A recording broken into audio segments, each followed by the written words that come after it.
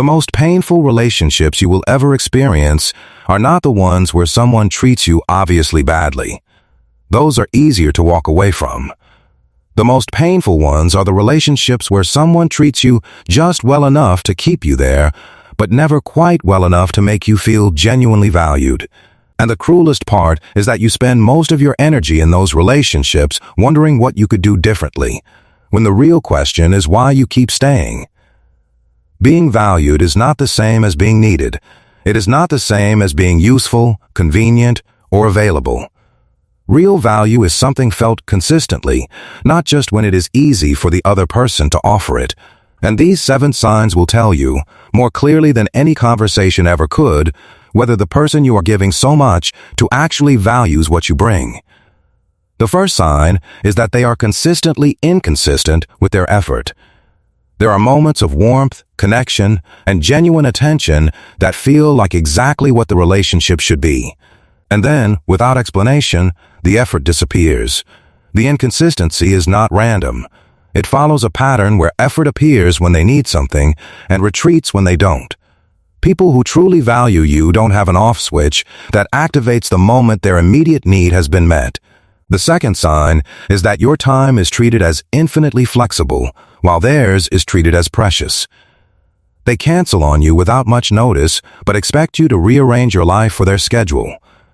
They are late consistently, but express frustration when you cannot immediately accommodate them.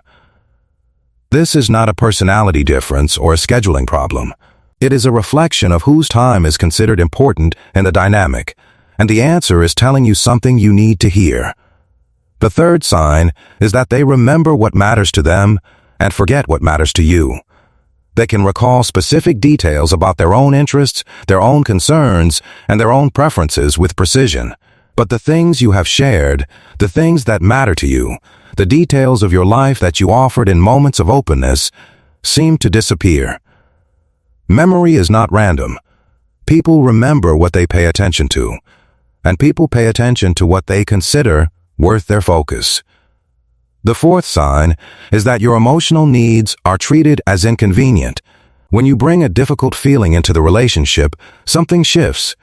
They become slightly impatient.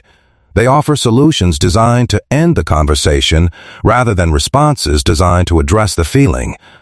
Or they redirect the conversation to themselves before you have finished being heard. Someone who values you does not find your emotional needs burdensome. They find them worth their time. The fifth sign is that the relationship primarily exists on their terms. Where you meet, when you connect, what you talk about, the pace and the direction of the relationship are all set by them. Your preferences are considered occasionally, but never drive the dynamic. You have learned to want what is convenient for them and to release what isn't. And somewhere in that adjustment, you quietly lost the ability to tell what you actually wanted in the first place.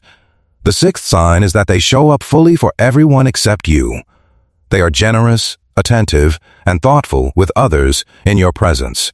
You watch them give to people they barely know what they consistently withhold from you. This is the most disorienting sign because it removes the excuse that they are simply not a giving person. They are giving, just not to you. And that specificity is information you deserve to sit with. The seventh sign is that you feel lonelier in the relationship than you did before it existed. This is the sign that overrides every other explanation. You can rationalize inconsistency. You can excuse poor communication. You can find reasons for almost everything else. But if the relationship that is supposed to add to your life is consistently making you feel more alone, more unseen, and more depleted than before, something fundamental is wrong. And you already know it. Here is the deep truth underneath all 7 of these signs. You cannot convince someone to value you. Value is either there or it isn't. And spending years trying to earn what should have been freely given is one of the most expensive things a person can do with the time they have. So here is the question worth sitting with today. If the person you are thinking about right now treated a stranger the way they treat you, would you tell that stranger to stay?